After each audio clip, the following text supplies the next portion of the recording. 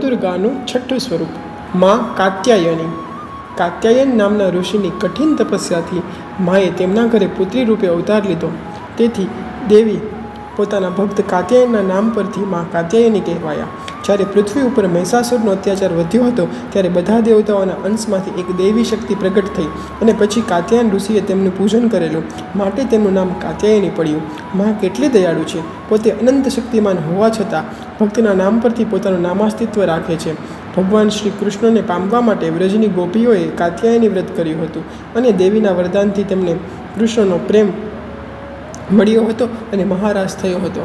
સ્કંદ માતાના સ્વરૂપ પછી માતા બન્યા પછી પુત્રના રક્ષણ માટે તેઓ સર્વશક્તિશાળી બન્યા અને ફરી તલવાર ધારણ કરી. માતાના 4 હાથ છે. એક હાથ વર મુદ્રામાં વરદાન માટે અને બીજો હાથ અભય મુદ્રામાં છે, જે દુષ્ટોથી હું માતા બાળકનું રક્ષણ કરીશ એ સૂચવે છે.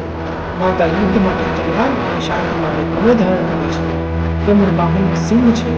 માની કૃપાથી જેમ ગોપીઓને કૃષ્ણ મળ્યા એમ આપણને પણ મળી પ્રાર્થના કરીએ. જય રામ.